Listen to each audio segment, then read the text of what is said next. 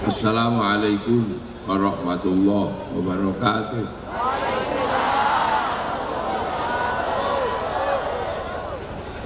Bismillahirrahmanirrahim. Bismillah, alhamdulillah, assalatu wassalamu ala rasulillah Sayyidina Muhammad ibn Abdillah wa ala alihi wa ashabihi wa azwajihi wa dhurriyyatihi wa ahli baitihi wa tabi'ahum bi ihsan ila yaumil qiyamah. Para alim, para ulama, para kiai, para sepuh Pamekasan saya hormati, khususnya Bapak Bupati yang kita cintai secara bersama-sama. Udah nggak usah dikeras-keraskan, denger kok kayaknya ya, karena saya ini jenisnya kalau ngaji nggak teriak-teriak, jadi udah.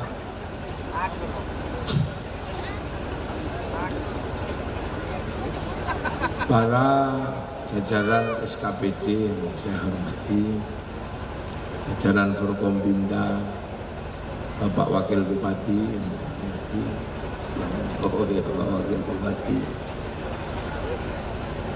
jajaran TNI Polri, warga masyarakat Pamekasan, hadirin wal hadirat yang berbahagia. Alhamdulillah, kita ini tanpa harus meminta, tanpa harus milih, kita ini diberikan sesuatu yang sangat berharga oleh Allah Subhanahu wa ta'ala. Satu, diberi iman. Yang kedua, diberi Indonesia. Iman ini sesuatu yang mesti kita syukuri. Kenapa? Karena secara teori orang Pamekasan itu sudah sangat jauh dari Rasulullah. Secara teori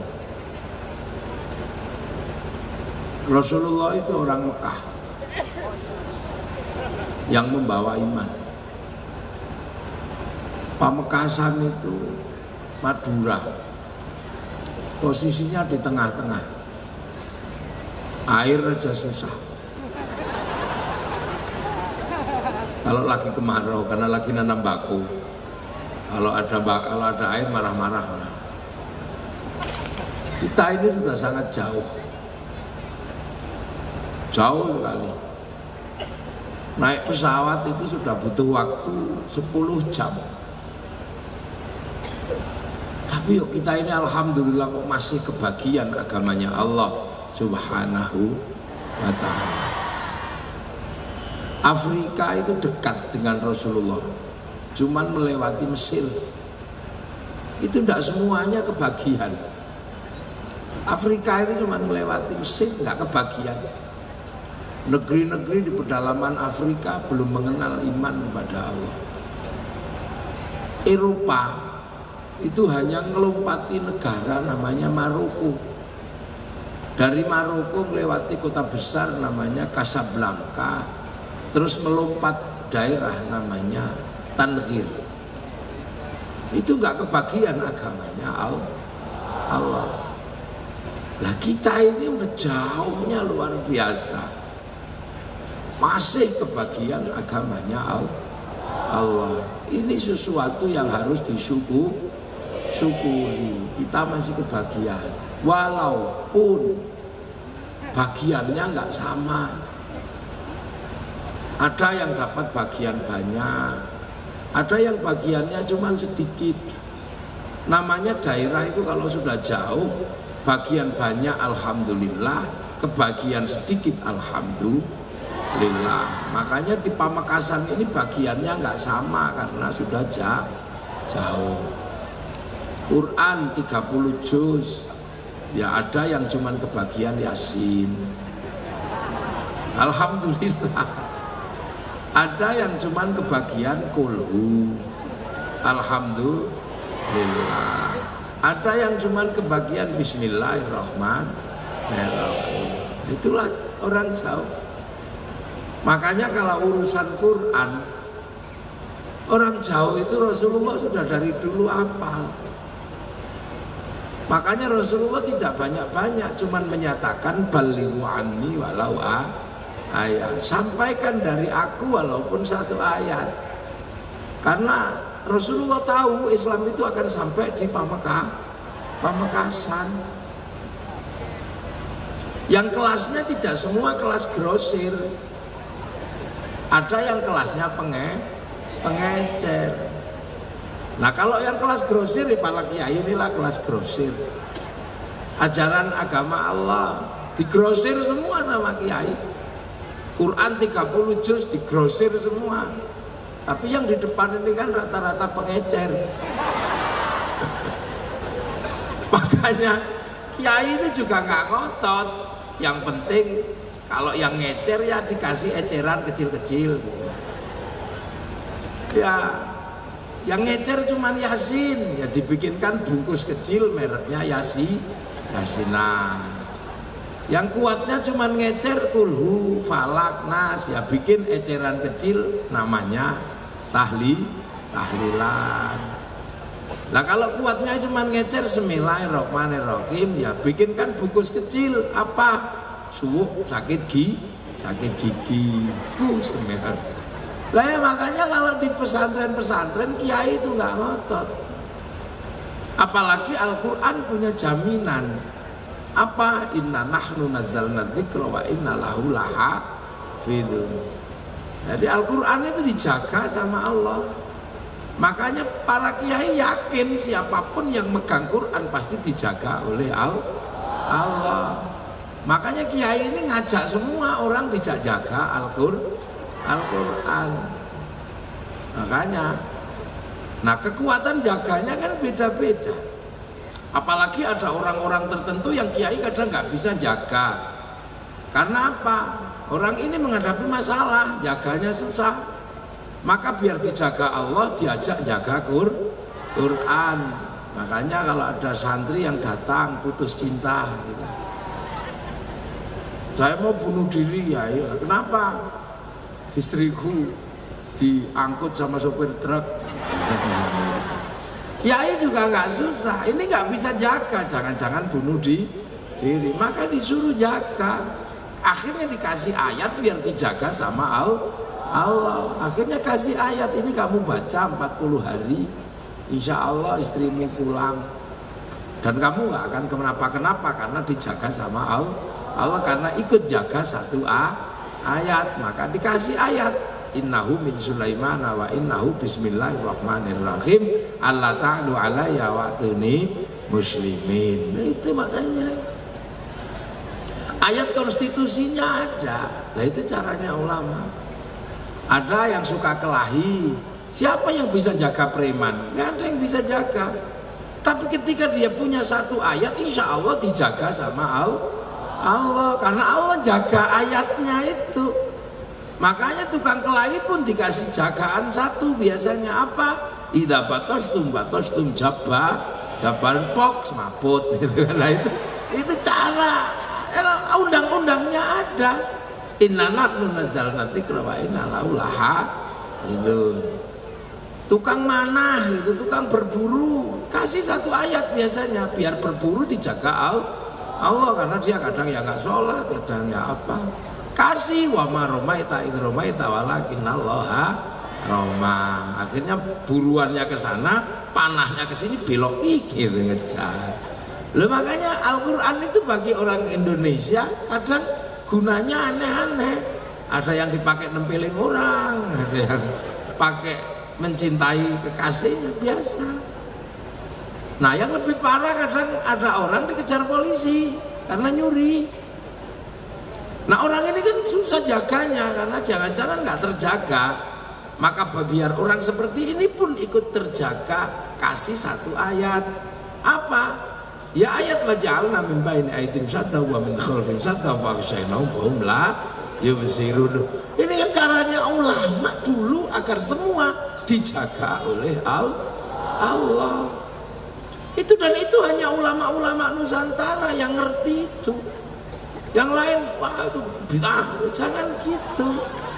Ini adalah negeri yang jauh dari Rasulullah, sementara Rasulullah cuma menyatakan balighu anni walau ayat.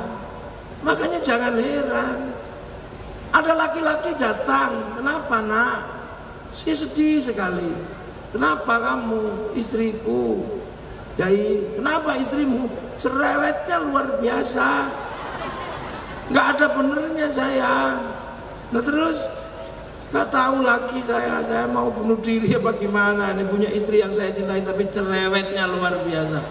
Kiai nggak bisa jaga orang seperti ini, maka biar orang ini dijaga Allah. Kasih satu ayat agar dapat penjagaan. Ayat apa yang diberikan? Nanti kalau istrimu cerewet, bacakan sumum bukmun umyun fa'ulah. Nah ini, jadi ini adalah cara yang dibangun oleh para ulama ketika apa? Menghadapi manusia yang sangat jauh seperti kita. Makanya kalau di tempat saya di Jawa ada ayat yang paling pendek diberikan kepada ibu-ibu biasanya. Ibu-ibu dikasih karena ibu-ibu itu pekerjaannya berat, ngurus anak apa, malam masih mau tidur diganggu sama bapaknya. Akhirnya para kiai cuma mengatakan biar kamu terjaga, maka kalau kamu dipanggil suamimu jawablah nun. Itu kalau di Jawa nun itu ya satu ayat, wal qalami wama yasturun. Loh ini kalau orang tidak paham ribut di negeri yang jauh. Bayi yang suka nangis, bayi belum bisa baca Al-Quran, maka biar terjaga dituliskan ayat karena bayi belum bisa baca Quran. Kalau ini kan ilmunya ulama-ulama yang jauh.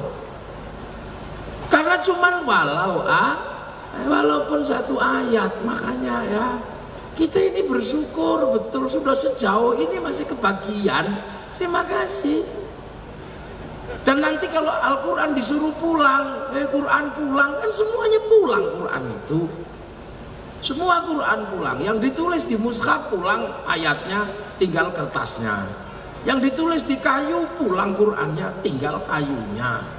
Yang ditulis di batu pulang Qurannya, tinggal batunya. Yang ditulis di hati manusia pulang beserta batin manusianya, tinggal setoran. Ayo Quran yang setor Quran seluruhan ya, karena kiai ini yang setor. Sampean ya antri dulu. Baru kemudian kamu kok belum setor? Iya saya cuma mau setor Yasin tok. Ya tunggu nanti dipanggil. Begitu Yasin pulang ya sampean yang Yasinan sergep pulang. Kamu kok belum setor? Saya mau setor kulhu aja, tunggu. Nah kamu kok masih di pojok itu? Enggak, saya cuma bawa nun. Ini kan caranya ulama yang jauh. Makanya bagi ulama-ulama yang jauh bisa begitu. Tapi bagi orang yang grosir-grosir ini ya nggak bisa. Ini memang jatahnya banyak nanti. Makanya kalau surganya lebih bagus nggak usah protes sampean. Loh itu loh orang jauh. Nah kalau orang yang paling dekat dengan Rasulullah ya hafal semua, sahabat. Nah, makanya kadang kita ini jadi ulama di kampung-kampung ini susah. Karena kalau semuanya disuruh grosir, nggak jadi karapan sapi, nggak jadi ke sawah. Wong butuhnya cuman Yasin disuruh ngapalin semua, nggak jadi. Kelas pengecer jangan dipaksa menjadi grosir, patah. Sholat juga begitu, kita ini orang jauh. Di Pamekasan itu yang kebagian lengkap belum banyak. Yang utuh tahajud, sholat fardu tahajud, tasbih, sholat hajat, duha, nggak banyak, paling adanya di atas sini. Yang di sini kan pengecer semua. Mungkin ada yang baru ngecer setahun sekali, Jumatan, hari raya, mungkin juga ada. Kalau enggak mungkin ada yang baru ngecer seminggu sekali Jumatan, ada yang baru ngecer maghrib tok juga bisa jadi ada. Kalau subuh kemana? Ya nggak datang. Kok nggak ikut setoran? Ya bisa jadi ada. Hadis itu banyak. Ada kutubus sittah. Itu yang hafal Kiai Hasyim Asy'ari, orang Indonesia yang hafal kutubus sittah ini. Sahih Bukhari, Sahih Muslim, Sunan Abu Dawud, Nasai, Tirmidzi, Ibnu Majah. Orang Indonesia yang hafal itu Kiai Hasyim Asy'ari. Makanya pulang dari Makkah dapat gelar Hadratus Syekh. Karena Hadratus Syekh mensyaratkan hafal kutubus sittah. Kalau Al-Alim 2000 hadis sahih. Al-Faqih 2000 hadis sahih. Al-Alim rubu'ul Quran, seprapat paling tidak hafal. Asy-Syekh Sahih Bukhari Muslim. Kalau sudah Hadratus Syekh ya sudah kutubus sittah. Makanya kalau pengikut Kiai Hasyim nggak usah komplain. Kalau dikomplain orang lain nggak ada was-was mau ngapal kutubus sittah. Sementara yang lain ini kan kadang cuman kelas pengecer. Ngecer 2 hadis, yang satu innamal a'malu binniyat, yang satu kullu bid'atin dhalalah wa kullu dhalalatin finnar. Ya cuman hadis 2 itu, makanya kalau sekarang sering ribut ya cuman 2 hadis itu karena banyaknya hafalnya cuman itu. Ini bid'ah, ya apa niatnya? Ini bid'ah, ya niatnya. Makanya yang suka bid'ah itu biasanya hadisnya cuma kullu bid'atin dhalalah. Seluruh masalah hadisnya itu. Makanya kayak kunci Inggris. Seluruh masalah bukanya cuma satu. Ya hafalnya cuma itu, mau apa? Dipakai dasar yang lain ya nggak terima, nggak bisa karena ini kullu bid'atin dhalalah. Ya sudah, saya juga terima kalau yang begitu, hafalnya dia cuma itu. Doa banyak di sini, tapi begitu sampai Pamekasan ibu-ibu ada yang cuma kebagian 2. Satu doa makan, yang kedua doa cuman itu aja. Jadi kita ini negeri yang jauh, penghafal Quran yang nggak bagaimana banyak. Lah makanya kita ini jangan ribet. Oh ini nggak bisa, oh ini nggak bisa. Umat Rasul ini umat yang jauh, yang di Pamekasan. Nggak usah ribet.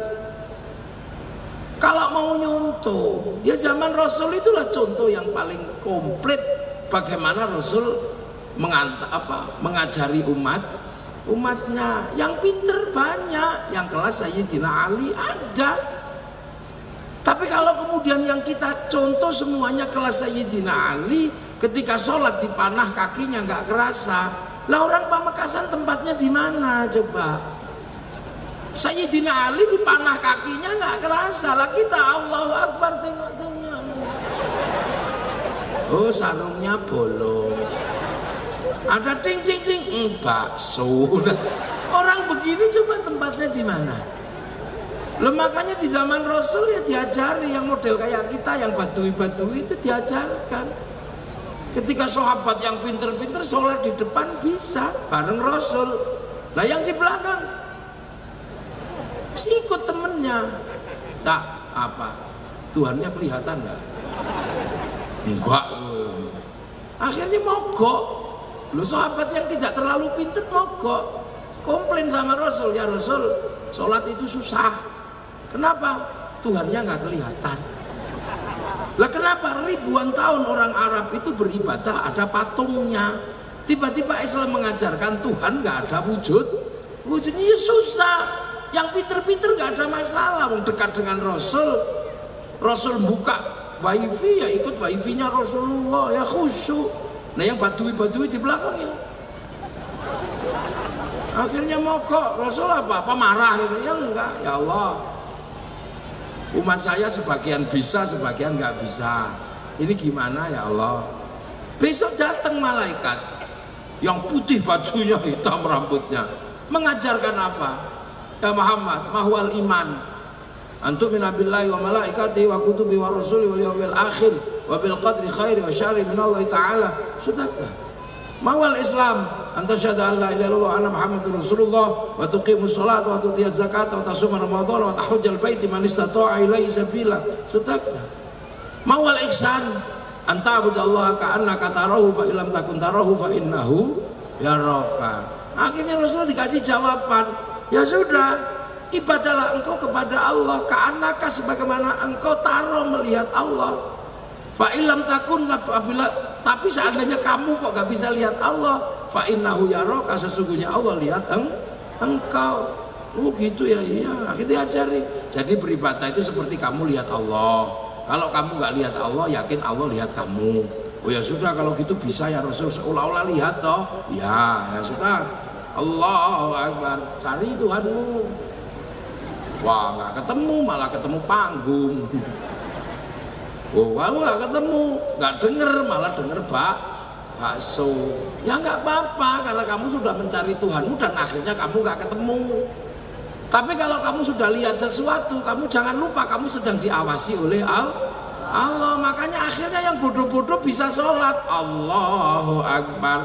Tuh, sarungnya bolong. Boleh. Karena ternyata kamu nggak bisa lihat Allah, malah lihat sarung bolong. Tapi ketika kamu lihat sarung bolong, kamu jangan lupa bahwa kamu sedang dilihat Allah. Maka lihat sarung bolong boleh, yang tidak boleh dicunyuk-nyuk. Nah, enggak boleh. Lo akhirnya yang bodoh-bodoh bisa sholat. Kalau yang pinter-pinter ya nggak perlu diajari begitu.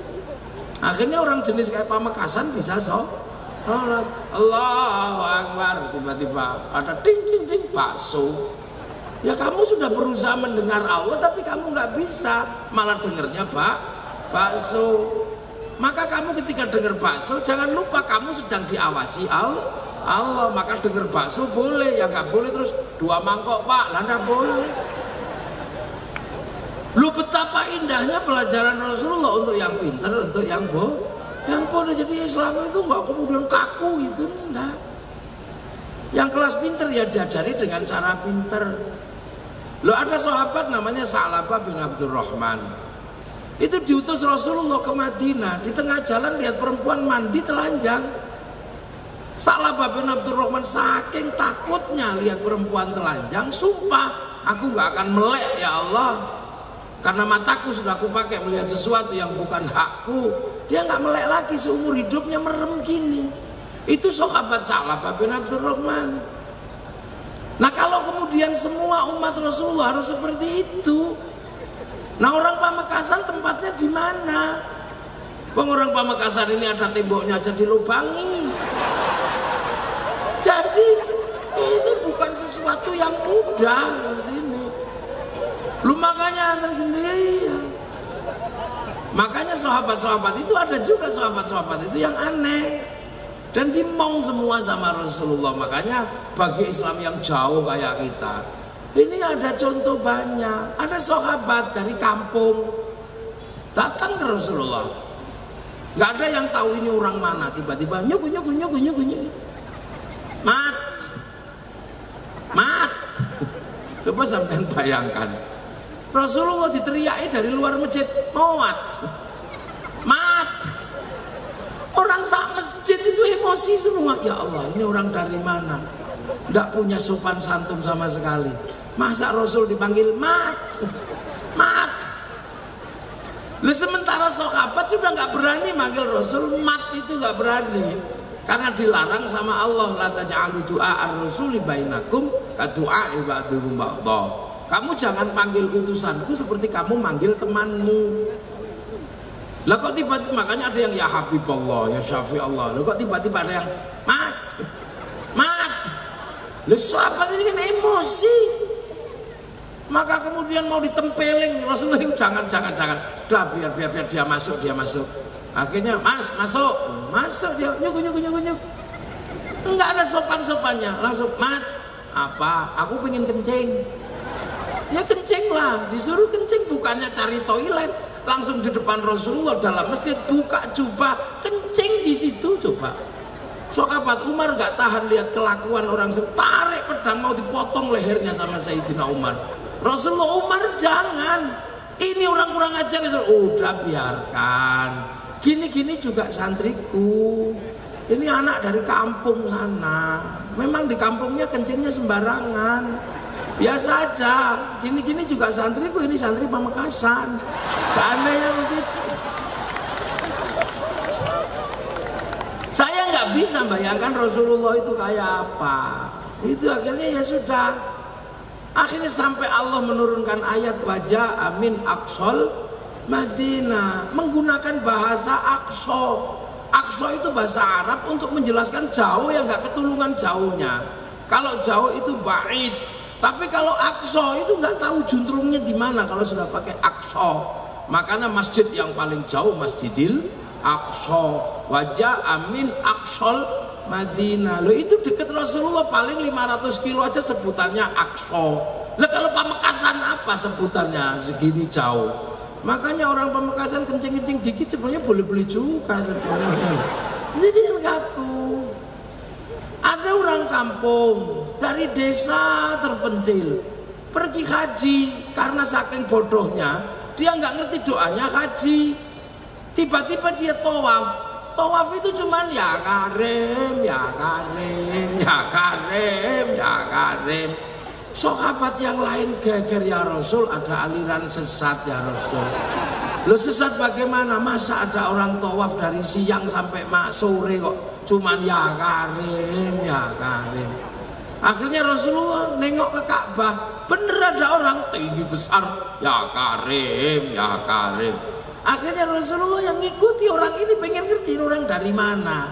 Kok aneh tawafnya kok ya karim, ya karim. Rasul ngikuti ya karim. Lama-lama Rasul nggak tahan, nirukan juga ya karim, ikut ya karim. Akhirnya ya karimnya dua, yang satu ya karim asli, yang satu Rasulullah. Akhirnya ya karim, ya karim, ya karim, ya karim. Akhirnya ya karim ini tersinggung, emosi dia. Ini ada orang nirukan aku di belakangku, ini awas nanti kalau sepi tak banting ini. Akhirnya bener, begitu sepi dia menoleh ke belakang, Rasulullah tepat di belakang orang itu lagi nirukan ya karim itu. Rasul dipegang pek, dibanting bek gitu, dipiting, kamu yang nirukan aku ya karim, ya karim ya. Awas kamu, tak adukan sama nabiku, tak adukan sama kekasihku kamu. Rasulullah kaget, merasa nabi, ya nanya, lah nabimu siapa? Nabiku Muhammad. Muhammad siapa? Muhammad ibnu Abdillah. Seketika Rasulullah maktek, ya Allah, umatku sendiri ternyata. Rasul terharu, saking terharunya ada umatnya yang belum pernah ketemu, begitu berarti. Rasul nangis, nangis sesenggukan Rasul. Si ya karim ini tambah semangat, nah gitu aja nangis. Rasulullah tambah nangis. Wah, akhirnya sampai tangisan Rasulullah itu mengguncangkan aras. Malaikat Jibril turun, ya Muhammad, kenapa kamu kok nangis sampai begitu? Dibanting orang ini. Oh enggak, Bril, jangan salah paham. Saya bukannya nangis karena dibanting. Orang ini tadi nih, ya karim, ya karim. Tak pikir orang mana, tak tirukan dia emosi, aku dibanting. Begitu aku dibanting, aku mau diadukan sama nabinya. Lah aku kan nabi, Bril, ya tak tanya nabimu siapa. Lu kok jawabnya Muhammad, Bril? Ini kan berarti umatku sendiri. Lah aku terharu, berarti dia belum pernah ketemu sama aku tapi cinta sama aku. Aku terharu, Bril. Sakitnya tuh di sini, ibaratnya begitu. Lah akhirnya malaikatnya sudah ya Muhammad Rasulullah, kamu mengaku. Jangan sampai kamu dibanting terus. Akhirnya Rasul, Mas, kamu pernah ketemu Muhammad? Belum. Awas nanti kamu tak bawa ke sana, tak banting lagi kamu di sana. Mas, apa lagi? Belum pernah ketemu? Belum. Tapi kamu tak bawa ke sana, tak adukan sama kekasihku. Mas, Muhammad itu aku. Hah? Muhammad Rasulullah itu ya karim nangis. Rasulullah dirangkul kakinya ini. Ya Rasul, aku belum pernah ketemu sama engkau ya Rasul. Ampun ya Rasul, aku orang kampung ya Rasul, bodoh ya Rasul. Bisanya cuman ya karim itu. Di kampungku nggak ada yang bisa apa-apa karena yang paling pinter cuman aku. Bisanya ya karim itu, makan ya karim, ya karim. Apa ya karim ya Rasul? Wangi sudah nih. Aku besok mau diajak ke surga ya Rasul. Aneh kan, cuman ya karim tok minta ke surga. Aku ini diajak, ya Rasul sambil nangis, iya kamu nanti tak ajak ke surga bareng sama aku. Yakin ya Rasul? Iya. Nangis, lama-lama saking senengnya joget. Ye ye ye ye. Malaikat Jibril perintah sama Allah, ya Jibril bilang sama Muhammad, katakan orang itu walaupun diajak ke surga, katakan dosanya tetap tak hitung. Jadi jangan seneng gitu dulu, dosa dia tetap tak hitung nanti. Malaikat Jibril nyampaikan ke Rasulullah, Rasulullah nyampaikan ke orang itu, Mas, kata Allah, kamu jangan seneng dulu, tapi walaupun kamu nanti ku ajak, ternyata Allah nyampaikan ke Jibril, dosamu tetap dihitung. Dia itu kaget juga enggak, senyum-senyum aja. Rasul kaget loh, orang dibilang dosanya mau dihitung kok gak kaget. Ternyata jawabnya apa? Ya Rasul, katanya dosaku mau dihitung sama Allah. Kalau dosaku dihitung, suruh ngitung, nggak takut aku. Kalau dosaku dihitung silakan. Emang aku takut dosaku dihitung? Nggak takut aku. Kalau Allah ngitung dosaku, awas Allah tak ajak hitung-hitungan. Lu kok Allah pajak hitung-hitungan gimana? Ya pokoknya kalau dosaku dihitung Allah tak ajak hitung-hitungan. Seberapa besar dosaku kan kuhitung dengan seberapa besar pengampunan Allah. Kalau Allah Maha Pengampun, nggak mungkin dosa gini aja kok dihitung. Kalau dosa gini aja dihitung, nggak usah pakai gelar Maha Pengampun. Oh Maha Pengampun, oh gini aja dihitung. Rasulullah nangis terharu nih. Oh ya Karim, tak kira bodoh ternyata pinter. Lu jadi makanya orang yang jauh kayak kita sudah tenang lah, insya Allah ngerti kok kita ini memang orang Pamekasan. Suruh lengkap ya nggak bisa, ya kadang ya kadang ya sudah gitu, ya kadang ngaji, kadang nyuri ayam ya mau Pamekasan. Ya Allah, lu sahabat itu macem-macem. Bagi yang kelas pinter ya pinter. Ada sahabat itu yang senengannya tidur di masjid, tapi nggak terlalu rajin sholat, tapi hobinya tidur di masjid. Kalau Rasulullah datang langsung bangun, salaman, capcuk tidur lagi. Rasul habis sholat itu ditunggu, ya Rasul, apa kiamat itu kapan? Lah nggak usah tanya kiamat, sok-sokan kamu. Kiamat itu pakai bekal ibadah. Lah tak lihat kamu kok soloman salaman terus tidur lagi, itu bekalmu apa besok? Saya nggak pakai bekal ibadah ya Rasul. Nah bekalmu apa? Cinta sama engkau ya Rasul. Hah? Cinta dok? Iya. Nggak jalan kan? Ya cinta kan tidak harus memiliki ya Rasul. Itu kalau bahasa milenialnya begitu. Akhirnya Rasul, ya sudah, aku tak pergi, terima kasih. Rasul mau pergi, digandoli lagi sama dia. Ya Rasul jangan pergi dulu. Lah kenapa? Aku kan sudah jujur cinta sama engkau. Engkau cinta sama aku gak? Ya iyalah, kamu cinta sama aku, ya aku cinta sama kamu. Ya berarti Rasul kalau cinta sama aku, Rasul gak tega tinggal aku di neraka. Pasti nanti aku diajak di surga kan? Iya, man ahabani kana ma'i fil jannah. Akhirnya si dia itu langsung yes, lari. Sayyidina Abu Bakar yang dengar itu kan kaget.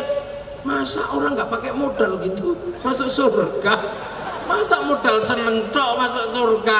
Sayyidina Abu Bakar datang, ya Rasul, aku dengar ya Rasul, orang begitu nggak modal, cuman modal seneng tok masuk surga.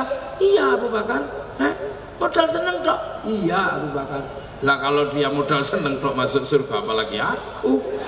Anak tak kasihkan, harta tak kasihkan, onta tak kasih, berarti surgaku lebih depan dari dia. Itu dalam hati Sayyidina Abu terus joget, yes. Sayyidina Abu Bakar joget itu berputar sampai jubah Sayyidina Abu Bakar itu bentuk kayak mangkok gitu, berputar. Itulah yang akhirnya jadi manhaj Thariqah Sayyid Jalaluddin Rumi, namanya Thariqah Maulawiyah, yang sekarang dikenal dengan nama Tari Sufi. Itu kan ada semuanya. Nah tinggal sampai mau cari paket apa, lengkap. Mau paket lengkap ya jadilah kayak Sayyidina Ali. Kalau paket eceran ya kayak ya Karim, enak banget.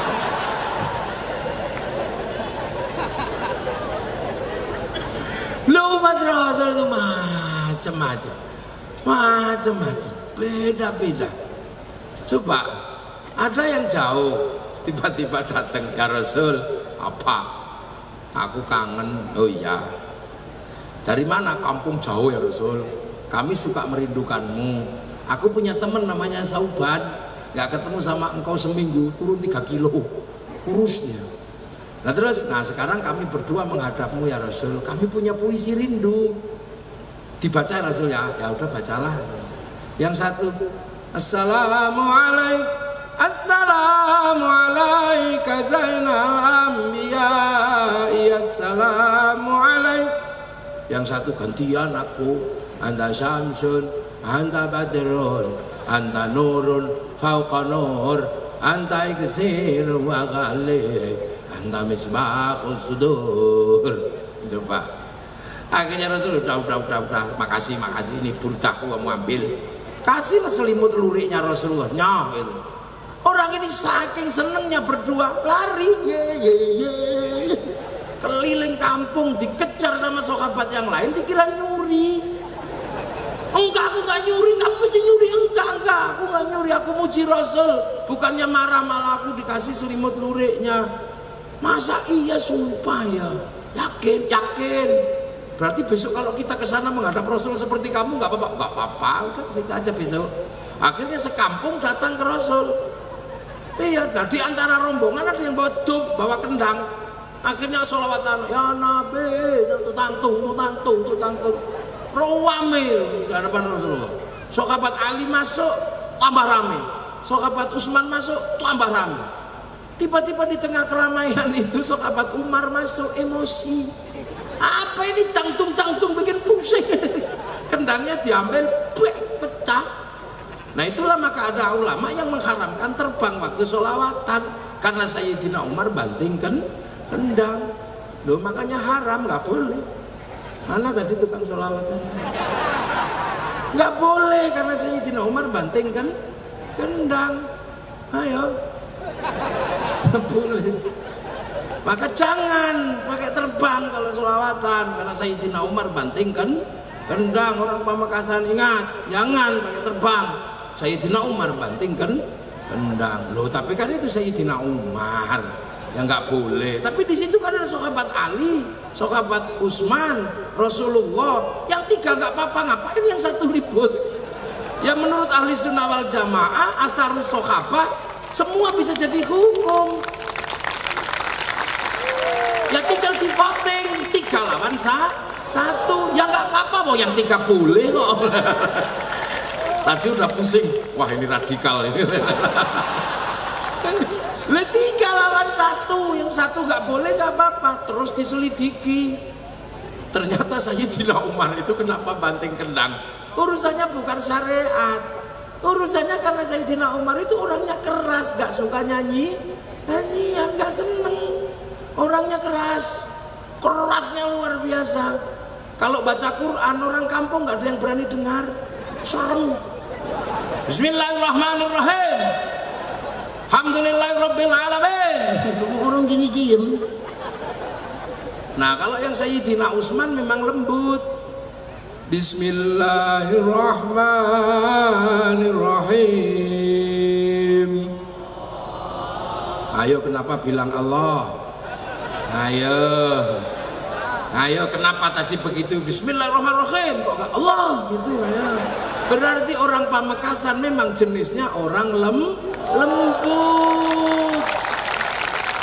bukan orang yang keras. Buktinya terjadi tadi Bismillahirrahmanirrahim, diem kaget. Begitu Bismillahirrahmanirrahim, nah, berarti sampean nggak suka kekerasan, sukanya kelembutan. Loh, ini loh Pak Bupati, orang Pamekasan lembut.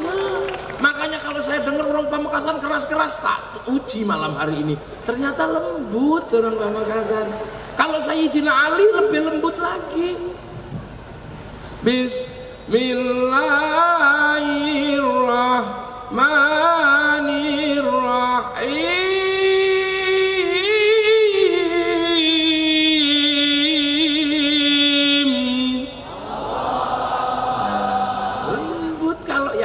Senang begitu Bismillahirrahmanirrahim. Kalau kita sama-sama kayak kelas Sayyidina Umar, Bismillahirrahmanirrahim, Allah itu lembut orang sini ternyata. Jadi hoa. Kalau orang Pamekasan galak itu hoa, lembut. Sayyidina Sayyidina Umar itu nggak suka nyanyian, kerasnya luar biasa. Kalau khutbah nggak ada orang berani menatap, karena apa? Pedangnya ditarik. Ittaqallah. Setan aja dengar Sayyidina Umar itu takut. Makanya Sayyidina Ali bernadar, orang kok kerasnya kayak gini, kira-kira kalau mati ditanya malaikat mungkar nakir jawabnya apa? Maka Sayyidina Ali ketika Sayyidina Umar meninggal, kuburannya di kuping. Karena sama-sama wali dan keramat, ya denger malaikat mungkar nakir sopan. Assalamualaikum, salam.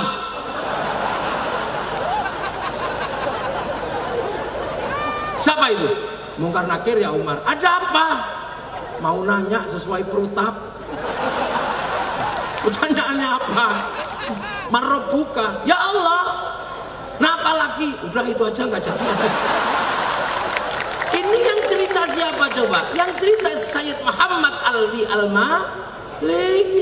Jangan sembrono, ini bukan ngarang saya. Itu Sayyid Muhammad yang cerita. Kamu nggak percaya sama Sayyid Muhammad? Lola itulah. Makanya keras Sayyidina Umar itu. Nggak ada yang ditakuti di dunia ini, cuma 3 yang ditakuti: Allah, Rasulullah, dan istrinya. Ini kan khas Pamekasan. Lah ya Allah, Rasulullah, dan istrinya. Nah itu Sayyidina Umar. Loh makanya sahabat itu alhamdulillah Rasulullah ketika menyampaikan ajaran ini sesuai dengan kondisi ada umat yang berbeda-beda. Kita mungkin bukan kelasnya Sayyidina Umar, kita bukan kelas Sayyidina Ali, tapi kita ini mungkin masih ada contohnya. Ada ya Karim, ada yang kencing di masjid, ada yang senengannya tidur di masjid. Ya ada contohnya. Jadi umat Rasulullah itu beda-beda dari dulu, maka nggak usah diseragamkan. Makanya ketika Rasulullah itu di Mekah, keluar dari Mekah, itu apa yang terjadi? Kaget umat Rasul itu ketika orang Madinah ketemu orang Cina di Madinah. Ya Rasul, di pasar itu di Mekah nggak ada, tapi di Madinah kok ada. Orang itu botak separuh, kumisnya kiri kanan, jenggotnya 12. Itu siapa ya? Oh itu orang Cina. Makanya utlubul ilma walau bisin. Akhirnya sahabat Sa'ad bin Abi Waqqas melakukan pengembaraan mencari tanah Sin. Ketemu tanah Tiongkok.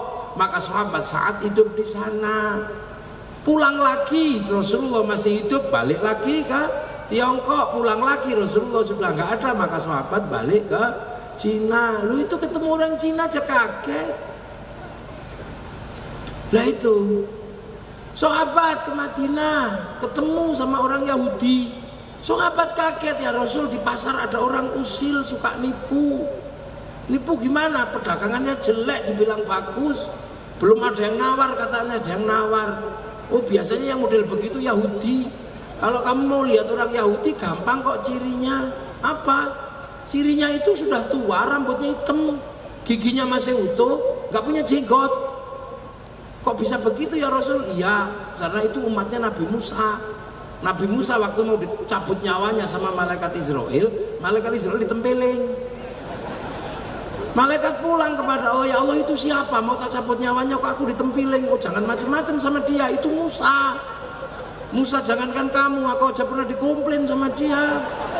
Ilmu apa udah habis ya Allah? Enggak, tak kasihkan Khidir dan dia gagal. Besok lagi yang sopan kalau ketemu dia. Maka malaikat Israel datang. Assalamualaikum ya Jibril. Ya Musa. Salam. Apa? Mau tak tempelin lagi?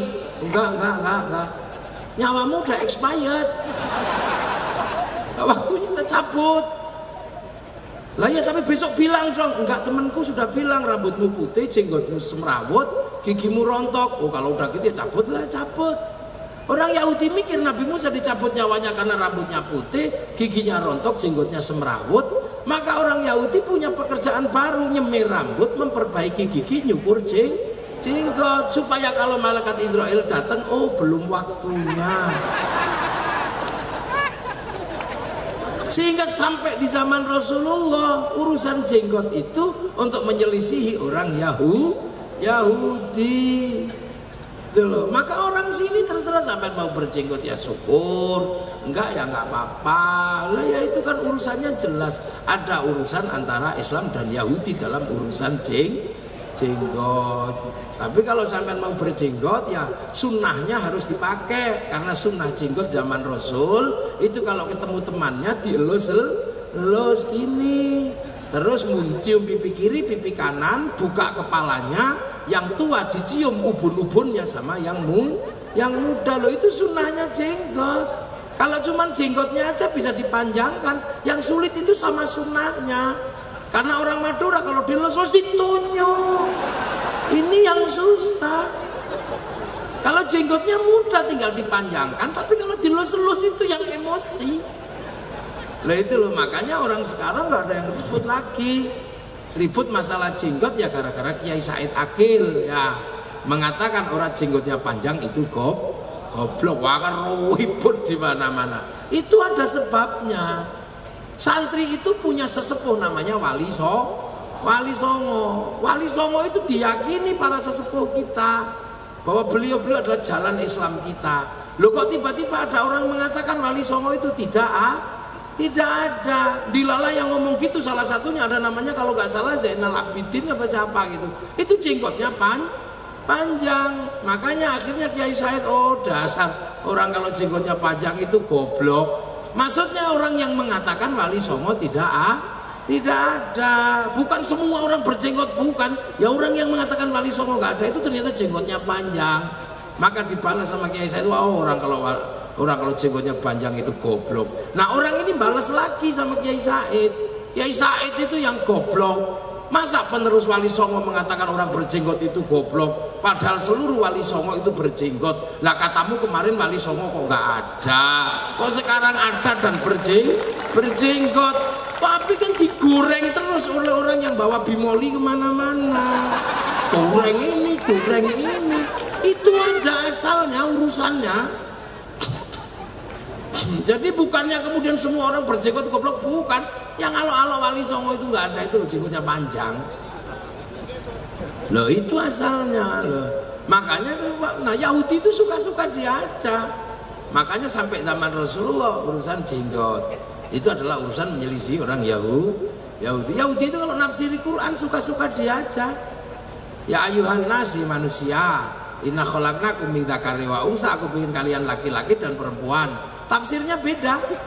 Kenapa laki-laki dan perempuan itu berbeda? Kata orang Yahudi, yang laki-laki begini, yang perempuan begini. Ini gara-gara buah khuldi. Buah khuldi itu buahnya 6. Diambil 3-3-nya sama 6-6-nya sama Nabi Adam. Yang 3 diberikan Siti Hawa, yang 3 dibawa Nabi Adam. Siti Hawa mau makan nggak bisa mecah buah itu, dipukul sama Nabi Adam, pecah jadi 2. Mau dimakan ketahuan Allah, karena ketahuan dia takut disembunyikan di sini. Nah ini tafsir kitab Israiliyat kan, kalau pengen tahu sembunyikan di sini. Nah yang 2 sembunyikan sini, makanya ini pecah, yang ini 2 di sini. Punya Nabi Adam ditelen 1 nyantol di sini jadi jakun ini. Nah yang 2 dipetik masih ada gagangnya, sembunyikan di sini. Itu ada dalam kitab Bani Israel. Makanya orang Bani Israel tidak boleh menafsiri Quran namanya tafsir Israiliyat. Itu banyak aneh-aneh aja lah. Sampai kan nggak pernah baca yang begitu-begitu. Islam itu ya Allah indahnya luar biasa. Ya terus bergeser kemana? Geser ke Persia. Persia itu negeri paling maju di samping negara Arab. Rajanya namanya Rustum. Orang Madura bilangnya Rustam. Raja Persia. Nggak ada yang bisa mengislamkan orang-orang ini. Yang datang ke situ akhirnya Sayyidina Ali harus diislamkan. Sayyidina Ali datang ke situ. Begitu Sayyidina Ali datang ke situ, akhirnya Raja Rustam ini tertarik masuk Islam, ngambil menantu Sayyidina Husain. Sayyidina Husain begitu masuk Islam, akhirnya si Raja Rustam begitu masuk Islam, dia tidak lagi beragama yang sebelumnya. Agamanya apa? Majusi. Orang Majusi itu kalau menyembah api. Lah apinya Majusi itu kalau disembah ditaruh di bangunan tinggi namanya Manaro. Taruh namanya Manaro. Begitu masuk Islam apinya dibuang, tapi Manaronya ditaruh di depan masjid. Akhirnya masjid Persia punya Manaro. Lah setiap orang lihat Manaro kok bagus, maka kaum muslimin pengen bangun Manaro. Itulah yang sampai Pamekasan namanya menara, sampai Jawa namanya menoro. Wah, Islam itu gak kok terus indah Islam itu bergerak terus itu. Nah, setelah gerak dari situ terus, tapi ada sahabat Ali terbunuh, termasuk Sayyidina Husain terbunuh. Itu terjadi pada tanggal 10 Asyura. Maka bulan Asyura menjadi bulan duka seluruh kaum muslimin. Orang Madura menyebutnya Sura atau apa? Sora. Nah, karena orang Madura kan sama orang Jawa. Bahasa Arab itu kalau kepanjangan diambil buntutnya aja, ekornya. Muhammad Mat, Zainal Abidin Bidin, Zainal Arifin Ipin, Zainuddin Udin. Itu makanya Abdul Dul. Lah ya, makanya saya itu pernah dapat tamu dari Pamekasan. Tanya, kamu namanya siapa? Mat Ali ya. Nah ini Mat Rohman ya. Nah, Mat itu Muhammad. Jangan Mat gitu aja. Oh, berarti Mat itu dari Muhammad ya. Iya, Mat itu dari Muhammad. Makanya kamu Muhammad Ali, Muhammad Rohman. Oh, baru tahu saya ya. Kalau Muhammad itu, Mat itu dari Muhammad. Iya. Lah rumahmu mana, Mat? Itu Kiai di Pamekasan deket alun-alun. Sebelah mana? Itu belakangnya Muhammad Drosah. Ya kalau madrasah ya madrasah gitu aja, nggak usah pakai Muhammad Drosah. Kalau madrasah ya madrasah aja, nggak usah pakai Muhammad Drosah. Nah itu loh, makanya diinget-inget bulan Sora. Lah itu makanya kalau di sini bulan Sora itu orang tidak nikahin anak, nggak mantu, bikin bubur merah putih, terus santunan anak yatim untuk mengingat peristiwa itu. Makanya ini cara-cara orang yang jauh itu peringatan. Dari peristiwa itu kemudian lahir selamat satu namanya Sayyid Ali Zainal Abidin. Sayyid Ali Zainal Abidin punya anak namanya Sayyid Bakir. Sayyid Bakir punya anak namanya Sayyid Ja'far Shadiq. Nah Sayyid Ja'far Shadiq udah nggak kuat hidup di sana, makanya mengeluh sama Rasulullah. Keluhannya kita bisa baca setiap saat sekarang.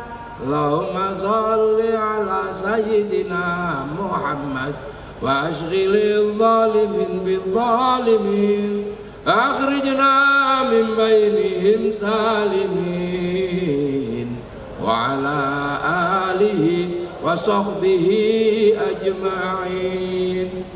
Itu curhatnya Sayyid Ja'far Shadiq karena nggak tahan, maka ya udah sibukkanlah orang yang jahat sama orang jahat dan aku keluarkan dari mereka. Nah itu keluar akhirnya jauh dari tanah Arab, punya anak namanya Sayyid Ali Uraidi, tambah jauh punya anak namanya Sayyid Muhammad. Sayyid Muhammad tambah jauh punya anak Sayyid Aisyah, punya anak tambah jauh namanya Sayyid Ahmad karena hijrah jauh dikenal Ahmad Al-Muhajir.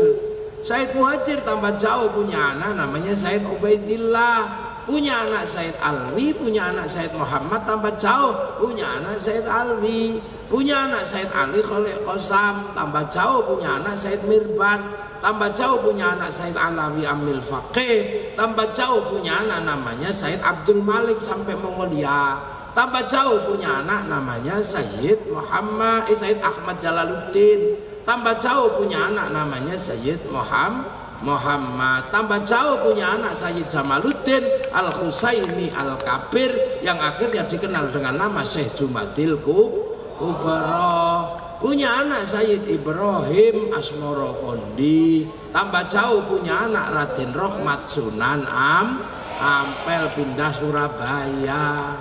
Loh yo.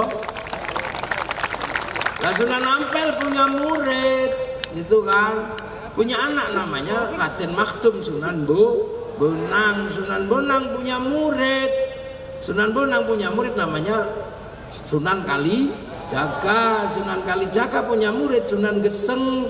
Sunan Geseng punya murid namanya Mbak Abdurrahman Lasem. Punya murid namanya Mbak Jabar. Mbak Jabar punya murid Mbak Sofyan. Mbak Sofyan punya murid Mbak Abdul Halim. Mbak Abdul Halim punya murid Mbak Abdul Wahid. Punya murid Mbak Asy'ari. Mbak Asy'ari punya putra Kiai Hashim Asy'ari yang mendirikan Nahdlatul Ulama, yang akhirnya menggerakkan perang bersama dalam apa 10 November. Lah Mbah Hashim Asy'ari punya murid Mbah Maksum. Mbah Maksum berada di Lasem sana, punya anak murid jadi Bupati Pamekasan. Itu orangnya. Loh itu loh caranya. Nah itu loh, makanya ketika Islam ini gerak terus lama-lama ketemu bangsa Nusantara.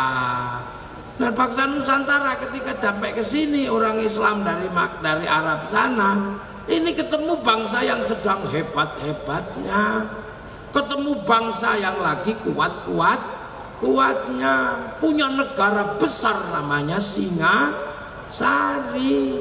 negara adidaya, adikuasa, negara yang mampu menaklukkan Mongolia. Padahal Mongolia menaklukkan Arab, menaklukkan Eropa, menaklukkan Cina.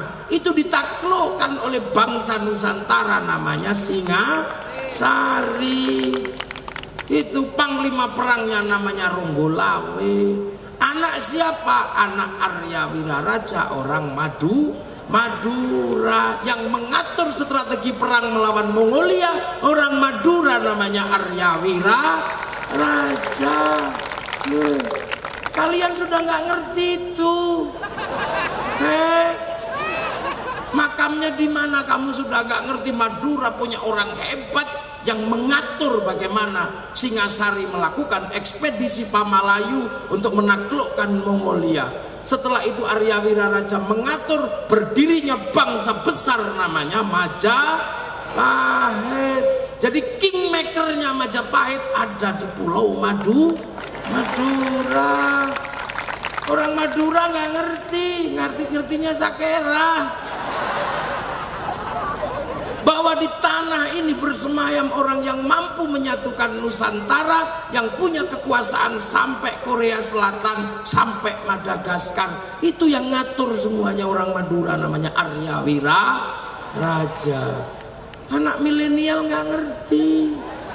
Ini loh, makanya malam hari ini saya mau bongkar semuanya, biar anak-anak muda tidak kehilangan masa lalu, biar tidak menyalahkan siapapun, bahwa Islam ketemu bangsa ini, ketemu bangsa yang sangat maju, bangsa yang sangat besar, namanya bangsa Majapahit, dan sebelumnya ada bangsa Singasari. Dan orang Madura tidak boleh melupakan yang membuat bangsa sebesar itu, desainernya ada di Pulau Madura, nggak boleh. Maka Madura kapan-kapan harus bikin pesta festival Arya Wiraraja, mesti dibuatkan biar nggak lupa.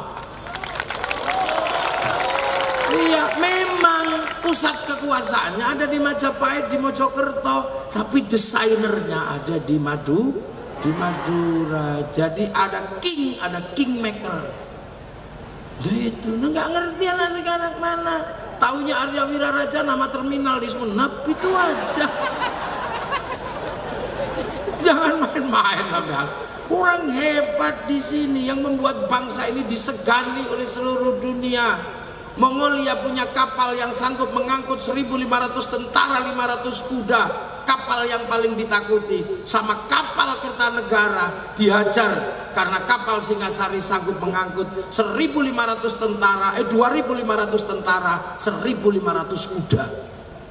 Kapal besar. Makanya jangan sekali-sekali kamu dibodohi orang, menganggap bangsa ini bangsa kecil, bangsa tempe.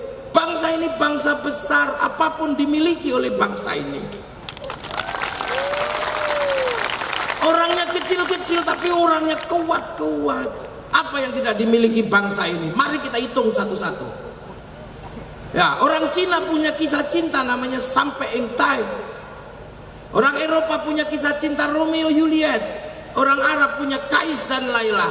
Orang Nusantara banyak sekali kisah cinta, mulai dari Andi-Andi Lumut, Panji Asmoro Bangun. Banyak sekali, ada Sangkuriang, macam-macam, banyak kita punya.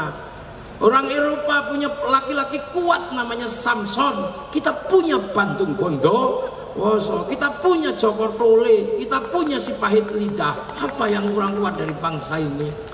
Sana punya kisah cerita Ibu Tiri yang kejam, punya anak Cinderella. Kita juga punya bawang putih, bawang merah. Apa yang kita punya? Ayo. Loh, orang Eropa punya binatang bisa ngomong namanya kura-kura ninja. Kita punya kancil nyuriti timun, lengkap. Peradaban kita dilihat bisa. Alat musiknya orang Arab terbuat dari kulit dan kayu, namanya terbang. Alat musiknya orang Eropa gitar terbuat dari kayu dan tali. Kayu dan tali tinggal motong, kulit dan kayu tinggal motong kambing. Tapi bangsa Nusantara punya alat musik namanya gamelan, terbuat dari logam. Hanya bangsa yang menguasai ilmu pertambangan yang maju dan penguasaan metalurgi yang mapan mampu membuat alat musik dari logam. Gak main-main. Kita punya senjata yang namanya keris. Sampai hari ini Jerman kalang kabut ketika berbicara keris, karena ujung keris yang lama itu meleleh di suhu 15.000 derajat. Nuklir hanya sanggup mengangkat sampai 6.000 derajat. Lantas nenek moyang kita sanggup mengangkat 15.000 derajat. Api apa? Saya sudah nggak ngerti, saya juga nggak bisa jawab. Saya akhirnya jawab itu dulu logamnya dibawa jin ke neraka, bawa naik lagi. Dan peradaban keris hari ini oleh UNESCO diakui empu terbesar di dunia ada di Pulau Madura. Artinya pulau ini pasti menyimpan sejarah masa lalu yang sangat luar biasa. Makanya jangan lupakan sejarah lalu Madura. Loh, ini fakta yang ada di lapangan. Tanya UNESCO. Peradaban keris di dunia pusatnya sekarang ada di Madura, dan satu-satunya empu perempuan ada di Pulau Madura. Hah? Saya aja tahu, kamu nggak ngerti. Kamu sibuk pilpres soalnya. Mari kita pikir satu-satu. Kita punya bangsa besar. Loh, makanya para ulama ketika datang ke Nusantara nggak berani main-main. Cerita tentang surga yang airnya mengalir diceritakan di Nusantara nggak tertarik, karena Nusantara di mana-mana air mengalir. Diceritakan surga itu buah-buahannya banyak, Nusantara sudah banyak buah, cipluan di sawah banyak. Diceritakan surga itu minumnya susu, orang Nusantara nggak terlalu suka minum susu. Diceritakan surga banyak madu, di Nusantara di mana-mana madu. Minumnya arak, kalau mau bikin pohon kelapa banyak, namanya tua. Makanya tidak ada cerita pengislaman di Nusantara menggunakan cerita surga, karena Nusantara orang yang sudah pikirannya maju. Punya kitab undang-undang besar namanya Kitab Negara Kertagama, punya hukum sosial terbaik namanya Kitab Sutasoma, punya universitas terbesar di dunia namanya Universitas Nalanda. Lah itu makanya ketika Belanda walaupun 350 tahun ke sini tetap minggat, dan bangsa ini pelan-pelan menjadi bangsa yang bangkit, terus bangkit, dan bangsa ini semakin lama semakin maju. Jangan diprovokasi sampean. Bangsa ini bangsa terpuruk, bangsa jelek, presidennya jelek, TNI-nya jelek, Polri-nya jelek. Mana yang baik selain dirimu? Kita ini bangsa kuat hari ini. Jadi kita ini hari ini iseng aja. Bangsa jelek, presidennya jelek, ya memang kurus, bajunya kotak-kotak.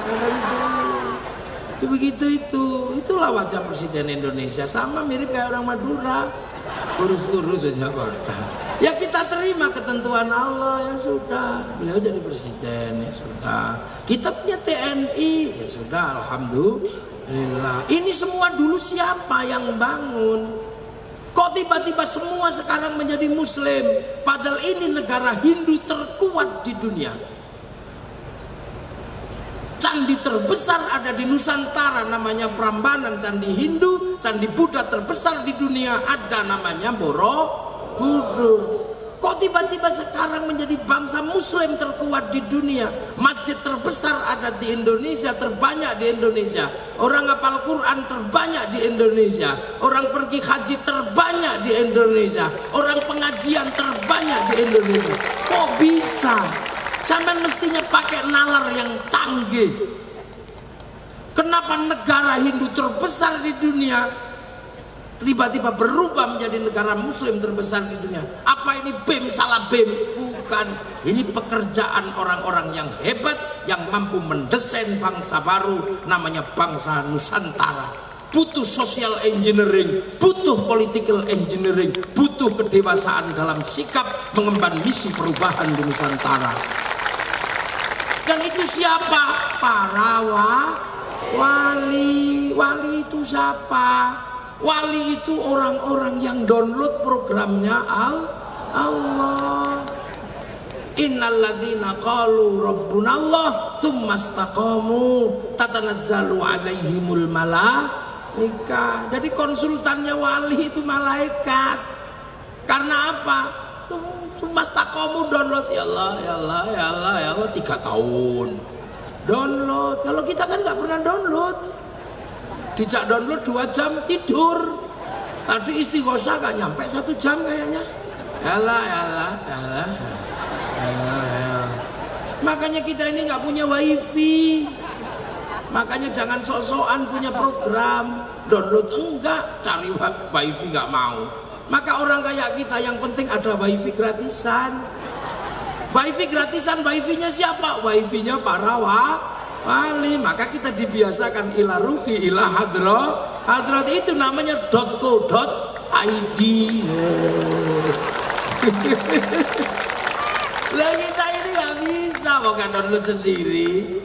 Nah, ya makanya para wali itu konsultannya ya malaikat. Syekh Abdul Qadir Al-Jilani download 25 tahun di padang pasir. Ya Allah, fa inna ma'al usri yusra, terus itu. Makanya akhirnya setiap kesulitan kita bisa pakai wifi-nya Syekh Abdul Qadir ila hadrati Syekh Abdul Qadir.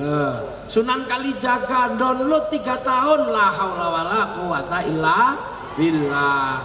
Sunan Geseng download apa? Ya Hayyu ya Qayyum 3 tahun, walaupun keliru ya kayuku ya kayumu.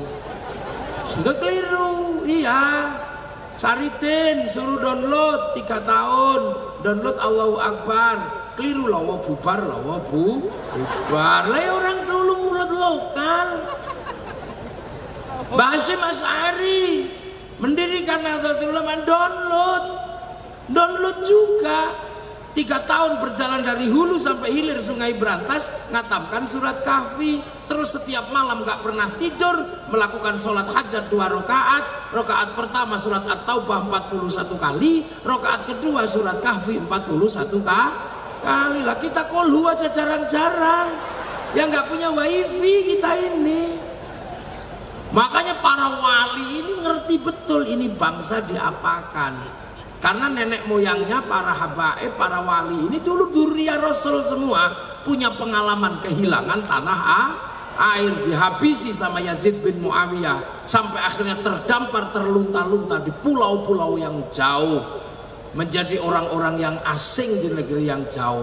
Begitu lihat Nusantara, yang dipikirkan pertama bagaimana kaum muslimin dan Islam bisa tumbuh subur di negeri yang bukan negeri Islam. Gimana caranya? Di sini negerinya adalah negeri raja dan hamba.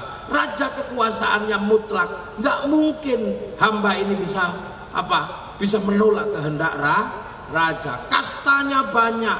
Yang kasta tertinggi boleh ngomong agama namanya Brahmana. Brahmana di bawahnya ada kasta Vaishya, kasta kesatria, para raja. di bawah kesatria ada waisya, kastanya pegawai, di bawahnya ada sudra, kastanya petani, pedagang dan tukang, di bawahnya ada paria, kastanya pengemis, di bawahnya ada kuca, kastanya pencopet, di bawahnya ada kasta meleka, maling tapi kalau ketahuan lari, di bawahnya ada candala, maling tapi kalau ketahuan berani namanya begal. Ini gimana? Ini wali gitu. Ini gimana? Ketika datang ketemu masyarakat berbeda, kalau di sana namanya syaikhun, ustadzun. Lah kalau ketemu masyarakat di sini gimana caranya? Akhirnya kemudian para wali ini menggunakan ilmu yang ada di dalam Al-Quran. Ilmu apa? Wa kafa billahi syahida Muhammadur Rasulullah walladzina ma'ahu asyidda'u 'alal kuffar ruhama'u bainahum tarahum ruk'an sujada yabtaghuna fadlan minallah wa ridwanan simahum fi wujuhihim min atharis sujud dzalika mathaluhum fit taurat wa mathaluhum fil injil kazar'in akhraja syat'ahu fa'azarahu fastaghlata fastawa 'ala suqi yu'jibu zurra liyaqida bihimul kuffar. Wa kafa billahi syahida, ini eranya Rasulullah. Walladzina ma'ahu, ini eranya sahabat. Asyidda walal kufar, kalah sama orang kafir karena waktunya perang. Asyidda walal kufar. Setelah itu ruhama ubainahum, era khulafaur rasyidin, ruhama utarohum ruka'an sujada yabtaghuna fadlan minallah waridwanan simahum fi wujuhihim min athari. Mulai menampakkan bagaimana berpartisipasi dalam agama Islam. Setelah itu era siapa? Era mathaluhum fit taurat wa mathaluhum fil injil kazar'in. Islam itu seperti tanaman di tempat yang jauh-jauh. Akhraja syat'ahu fa'azarahu fastaghlaba fastawa 'ala suqi, akan menjadi tanaman yang ngumpul-ngumpul. Mboke sama anake meteng bareng, habis itu berbuah bareng. Lu iki piye carane? Maka dengan cara itu Islam ditanam. Ada yang datang cuma nanem tok. Nanem apa? Nanem syahadat. Khusus syahadat tok. Yang nanam syahadat namanya Syekh Abdul Jalil, bikin pesantren Lemah Abang. Makanya Syekh Abdul Jalil dikenal dengan nama Syekh Lemah Abang, bahasa halusnya Siti Brit, bahasa kawinya Siti Jenar. Maka Syekh Abdul Jalil dikenal dengan nama Syekh Siti Jenar. Tugasnya cuma ngajar syahadat tok, nggak ngajar sholat. Makanya kemudian pondok pesantren Lemah Abang ini punya murid namanya Abangan. Makanya orang Abangan itu mau syahadat belum mau sembahyang. Nah itu namanya Lemah Abang. Kemudian ada para wali berikutnya yang khusus nanam lewat jalur-jalur kebudayaan. Itu namanya Sunan Kalijaga, Sunan Bonang. Ditanam pelan-pelan satu-satu. Ini bangsa. Kalau ini di sana namanya Syekhun Ustadzun, ya, Al-Alim Al-Fadil. Tanam sini tumbuhan baru namanya kiai. Lah kiai itu siapa? Kiai itu ya campur kalau di sini, karena negeri ini dari dulu Bhinneka Tunggal Ika, campur antara kiai manusia, kebo ya ada namanya Kiai Slamet, Tombak Keris namanya Kiai Pleret, Kiai Sengkelat, baru ada Kiai Semar, baru ada Kiai Haji. Maka kiai itu bukan nama, kiai itu bukan bahasa Arab. Makanya kalau kumpul jangan diarabkan menjadi kuyaha, nggak bisa. Tilmidun muridun pakai bahasa sini namanya santri. Sholat pakai bahasa sini namanya sembahyang. Jadi biasa, sama kayak orang sekarang. Semuanya indah, bersatu dalam satu bahasa walaupun isinya beda. Di sini semua roda dua pakai nama Honda, walaupun Mio namanya Honda. Hondamu apa? Mio. Seluruh mie instan bersatu dalam nama Sarimi, walaupun mie sedap atau Indomie tetap Sari. Biasa di sini, ya. Seluruh namanya minuman botol bersatu dalam nama aku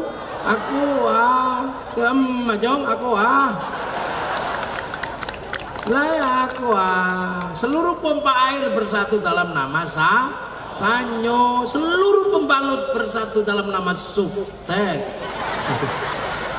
Lah itu Indonesia, makanya dulu bersatu biasa. Gimana caranya? Karena ini beda, bahwa di sini dari dulu sudah Bhinneka Tunggal Ika.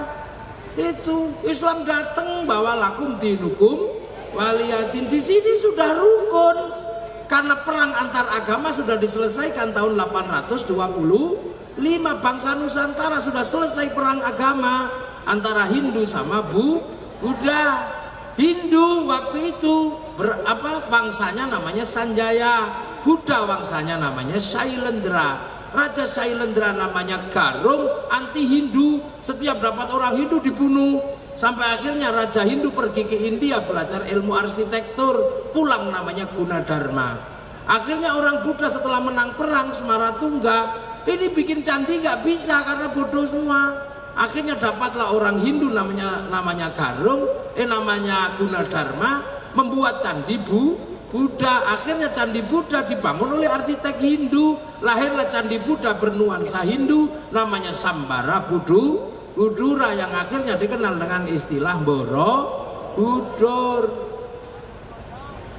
Nah itu makanya di situ akhirnya kemudian anak Raja Buddha ini jatuh cinta sama orang Hindu. Mau tidak mau bapaknya yang anti Hindu menikahkan anak sematawayangnya namanya Pramodawardhani sama Gunadharma. Makanya rukun Hindu Buddha. Makanya di sini tolong nggak usah ribut 01 02. Jangan-jangan anakmu nanti jatuh cinta, kamu pusing nanti.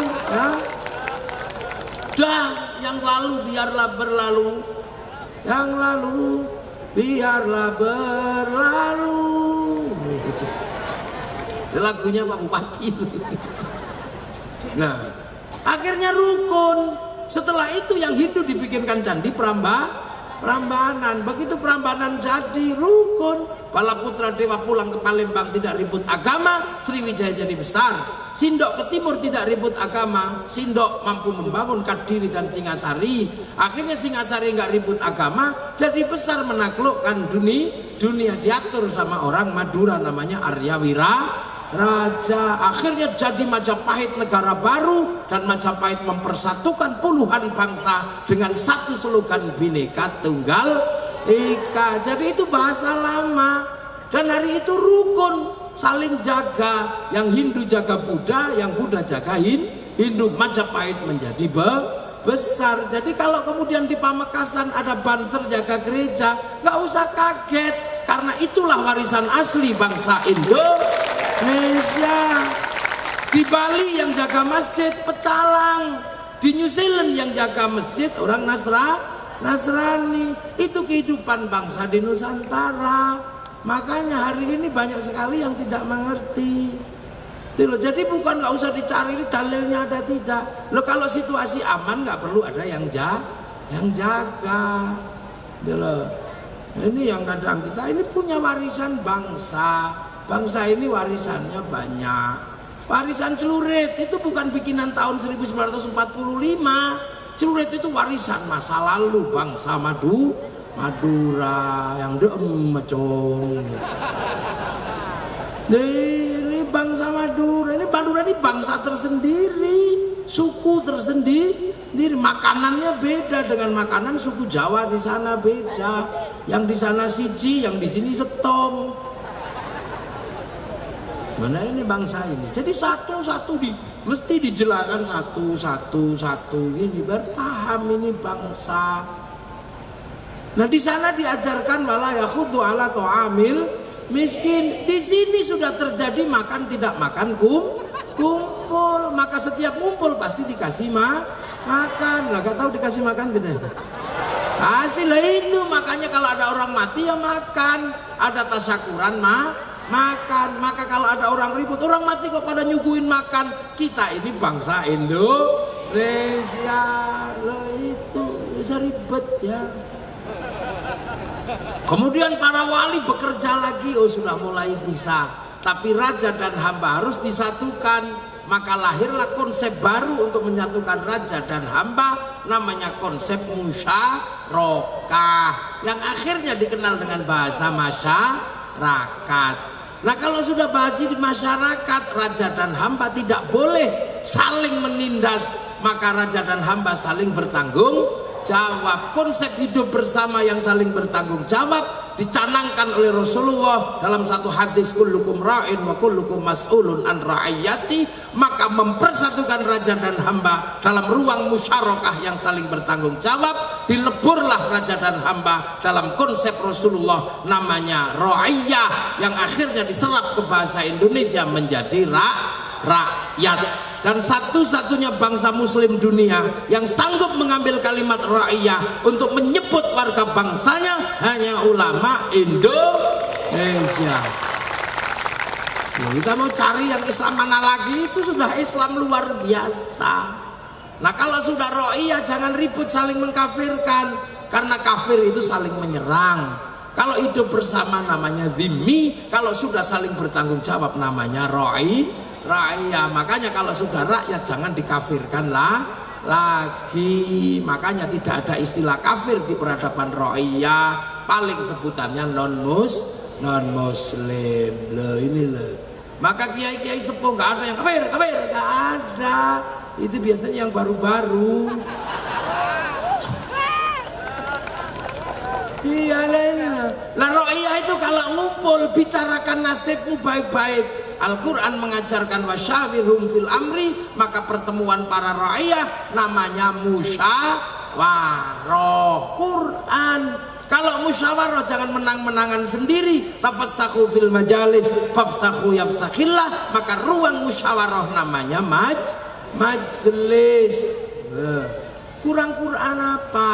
Kalau mau ngangkat pemimpin standarnya wasi'a kursiyus samawat, maka kedudukan pemimpin namanya kursi.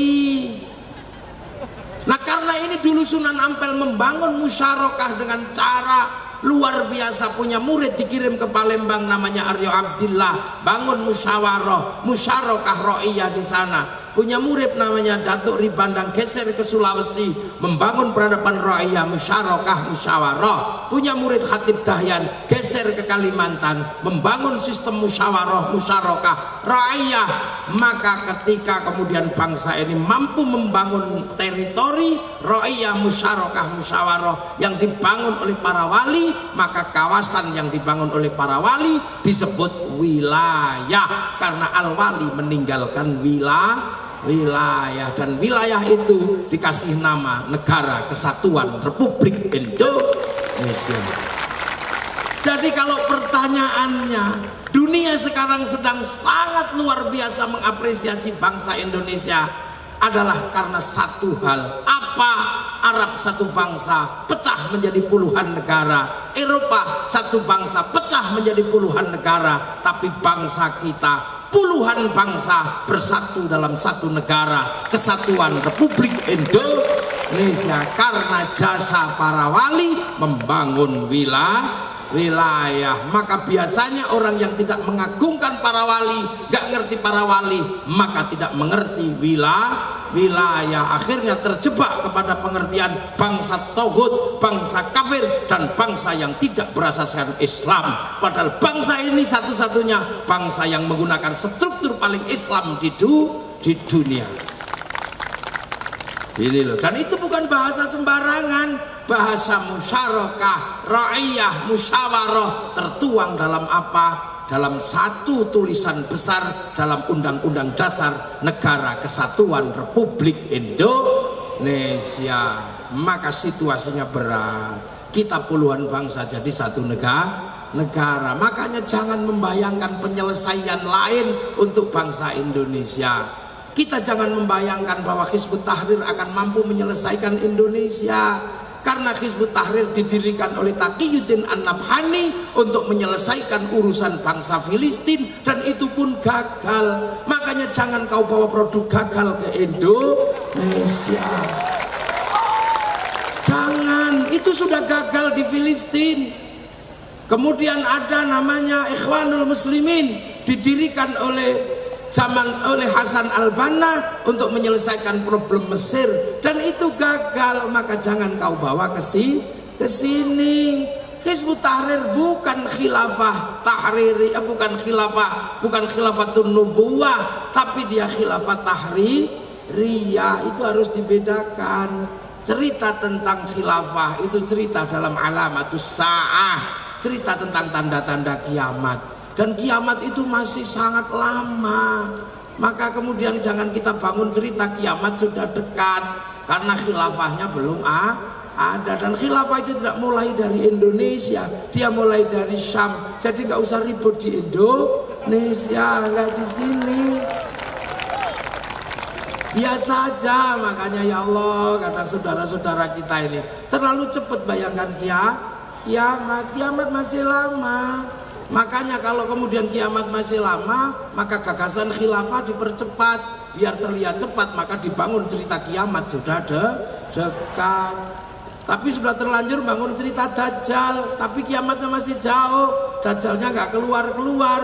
Karena Dajjal nggak keluar-keluar, akhirnya makna Dajjal berubah. Yang awalnya bermata satu tulisannya kafir, sekarang ada Dajjal dimaknai Amerika, dimaknai Cina. Jangan begitu.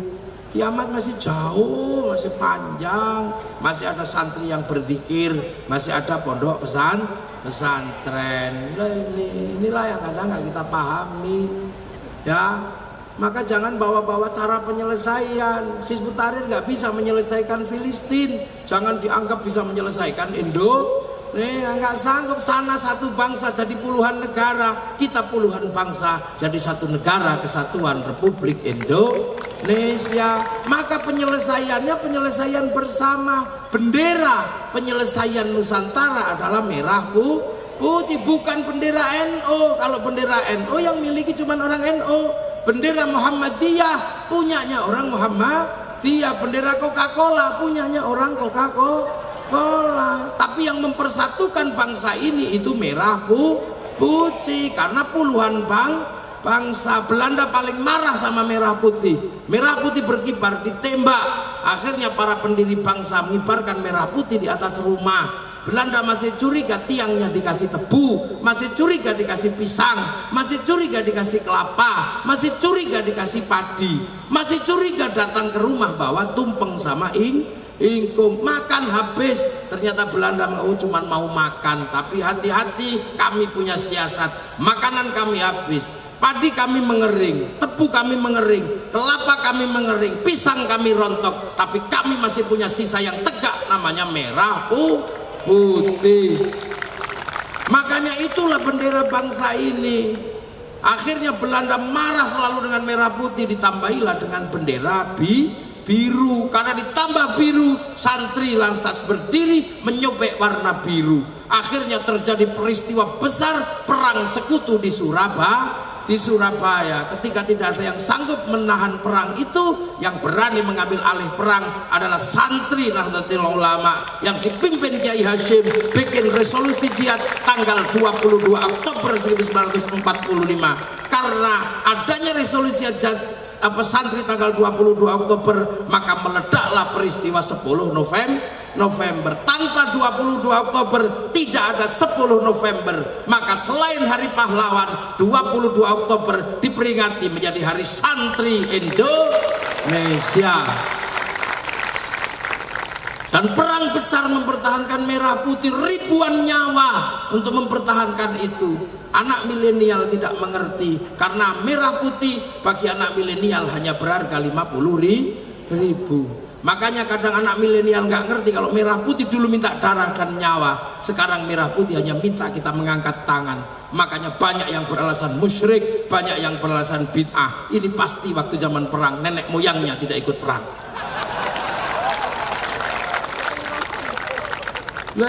Ini bangsa bersama. Dan sekarang bangsa ini pelan-pelan menjadi bangsa yang kuat. Jangan percaya kalau ada yang cerita ini bangsa semakin jelek. Gimana bangsa semakin jelek? Orang umroh tambah banyak, orang makan tiwul sudah mulai tidak ada, butuh apa saja ada. Jangan kepancing jelek. Untuk apa? Biar kita meriang, akhirnya kita mati. Ya, karena bangsa ini dari dulu menjadi mimpi semua orang. Bukan cuman kita yang bermimpi memiliki bangsa ini. Dulu ada bangsa besar namanya bangsa Yunani, punya Tuhan namanya Zeus, punya istri perempuan namanya Hera. Antar Tuhan menikah punya anak Hercules. Itu punya bangsa besar. Itu kemudian Plato bercerita ada negara namanya Atlantis. Tapi Atlantis ketika ditanya di mana, dia sebut Atlantis sudah hilang. Atlantis itu negara di mana airnya tidak pernah membeku, hawa tidak pernah panas, tidak pernah dingin, matahari selalu hadir pagi sore terbenam. Dan mereka dan negara ini punya daun tidak pernah rontok. Eropa tidak seperti itu, kehilangan matahari, daunnya rontok, sungainya membeku, hawa kadang ekstrim dingin. Maka Yunani mengirim Ptolemaeus untuk mencari tanah surga itu. Ptolemaeus menemukan kawasan namanya Argir atau Jabadiu. Tapi ketika Yunani mau pindah, perang Kreta sama Sparta, sehingga gak jadi perang. Akhirnya mualim kapalnya Ptolemaeus yang pindah ke kawasan Argir Jabadiu, bahwa seluruh bangsanya namanya bangsa Weda, dipimpin Kudunga, transit di sebuah pulau namanya Maldives yang dikenal dengan Maladewa, bangun kerajaan Salangkanaya. Anaknya akhirnya boyong satu negara ke kawasan timur Kalimantan namanya Kutai Kartanegara, membangun kawasan di situ rajanya Mulawarman. Anak Mulawarman gak sanggup mencari tanah surga, bergeser anaknya namanya Dewawarman ke ujung kulon, bangun Salukonegoro. Punya anak namanya Purnawarman masuk pedalaman Jawa Barat, punya anak namanya Sinasanaha masuk Galuh, punya anak namanya Sanjaya, bangun peradaban namanya Mataram. Dan dari situ lahirlah bangsa besar namanya Nusantara. Yang namanya Balaputra Dewa bangun Sriwijaya, yang namanya Sindok bangun Kadiridoho, yang namanya Kertanegara bangun Singasari. Akhirnya bangunlah kerajaan besar namanya Majapahit, dari Sabang Merauke sampai Madagaskar. Dan yang harus diingat, desainer Majapahit sebagai negara besar orang Madura namanya Arya Wira Raja. Nih Jolali, anak milenial nggak ngerti sama sekali. Karena anak milenial ini anak baru yang sama sekali sudah nggak, yang jauh sekali dengan dunia nyata. Dunia anak milenial itu ada di handphone. Ini dunia anak milenial. Dulu orang kalau kemana-mana dengan mata kepala, kita pengen lihat Afrika mesti nengok Afrika, kalaupun tidak harus menunggu flora dan fauna. Nanti lihat gajah, sekarang nggak perlu kemana-mana, tinggal ketik gajah Afrika keluar. Tengu Afrika keluar, mau iseng bokong India keluar sini. Maka anak milenial ini menjadi anak yang aneh. Kalimat-kalimat milenial bukan lagi seperti kalimat yang dulu. Kalaupun merayu anak milenial tidak indah. Dulu kita kalau ingin berpacaran tunggu matahari purnama. Sekarang ada listrik, sudah tidak butuh rembulan.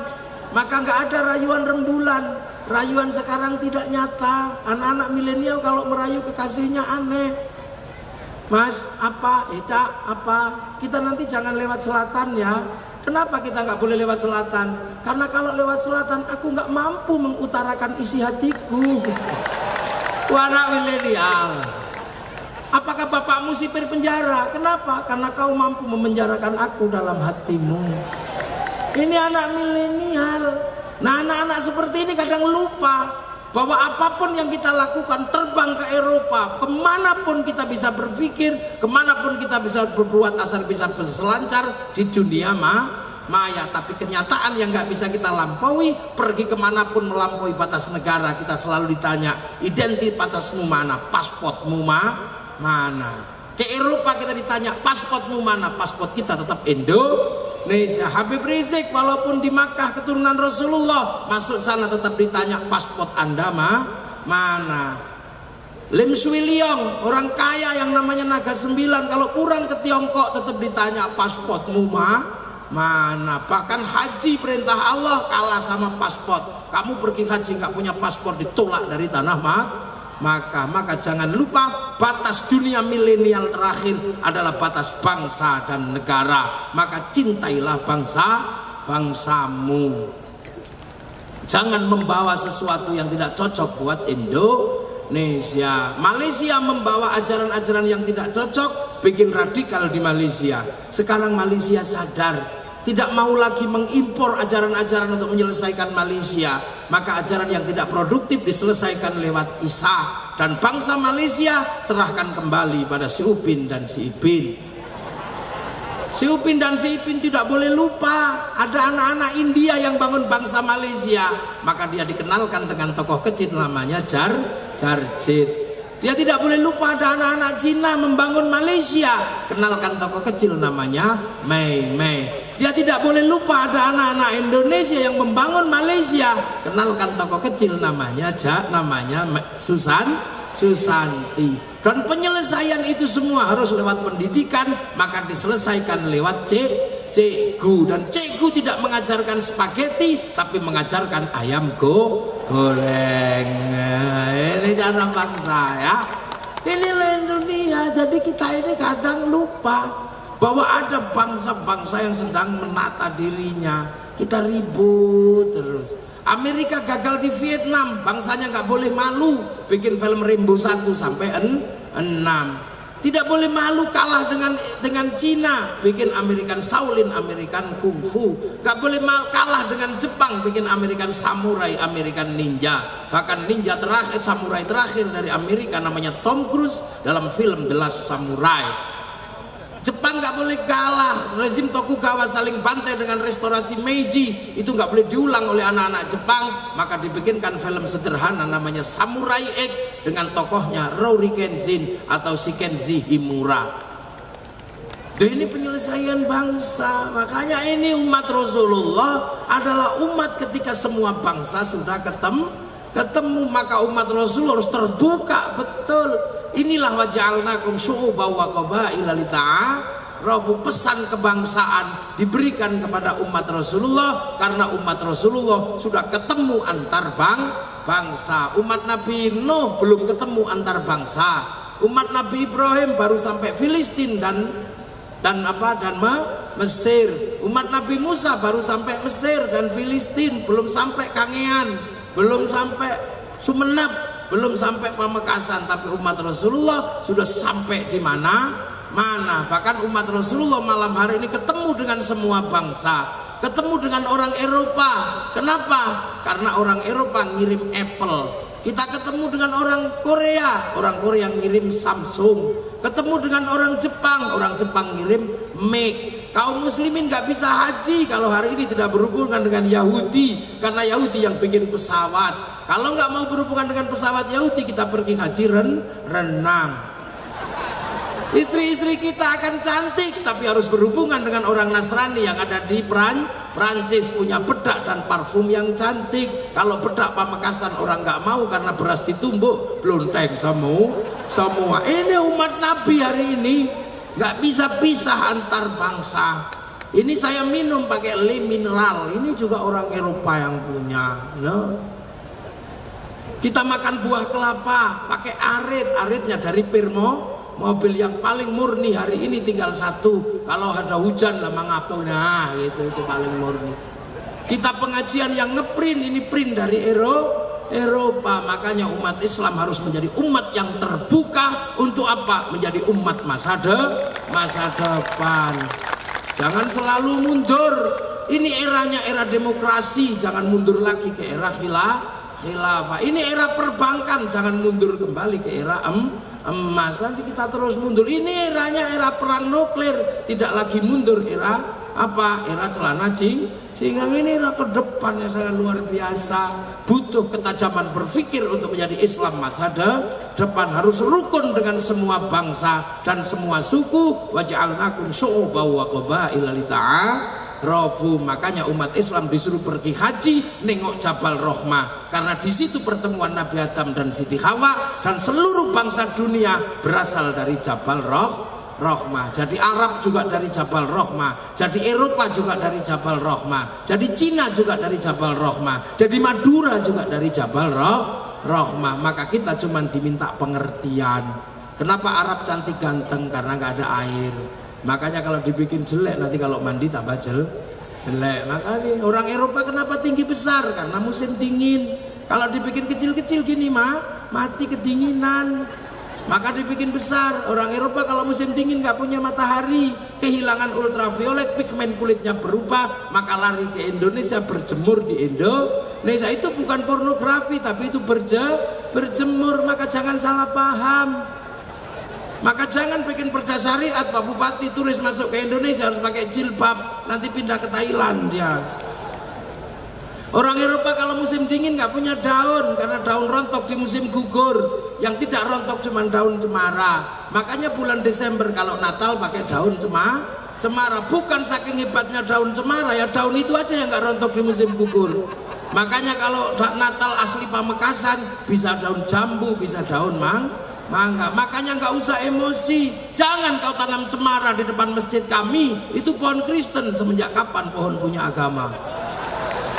Ini pengertian besar umat Rasulullah untuk menjadi umat masa depan. Nah, inilah yang disyukuri oleh Pak Bupati malam hari ini sesungguhnya adalah kita punya iman dan punya bangsa. Orang Myanmar menabrak orang Rohingya karena orang Rohingya tidak punya bangsa. Suku Uighur di Xinjiang nggak punya bangsa, ditabrak sama orang Cina karena nggak punya negara. Suku Kurdi nggak punya negara, diobrak-abrik sama orang Timur Tengah. Suriah punya iman tapi nggak punya keamanan, punya aman wa amilus sholihat tapi tidak punya baladil amin. Nah ini kita punya dua-duanya. Berbahagialah menjadi orang Indonesia, punya tanah air dan bangsa, punya iman amma ba'du. Ya udah, baru khotimah.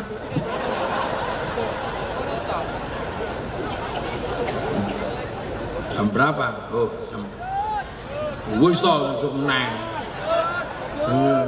Iya, esok ya. Udah ini sama ba'du aja khotimah. Besok tak teruskan lagi kawan-kawan. Ya, karena ini waktunya masih panjang. Saya sudah 3 hari belum tidur. Nah, itu bangsa, makanya indah kita ini.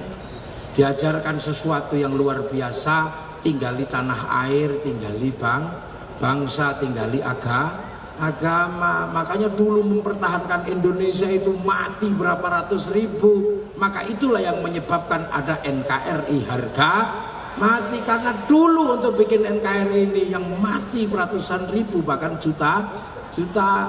Sekarang tinggal mengisinya. Maka semoga semua yang kita lakukan malam hari ini ada manfaatnya buat agama, bangsa dan negara. Dan kita malam hari ini mendapat ridho Allah Subhanahu wa taala. Ya, Pamekasan menjadi daerah yang indah, menjadi baldatun thayyibatun wa rabbun ghafur. Bapak Bupati, Bapak Wakil Bupati dan seluruh pejabat Pamekasan diberi umur yang panjang, beri kesehatan, beri kekuatan memimpin kita semua, dan diberi keindahan memimpin bangsa dan negara. Al-Fatihah. Ghairil maghdubi 'alaihim waladdallin. Amin. Ihdinas siratal mustaqim. Assalamualaikum warahmatullahi wabarakatuh.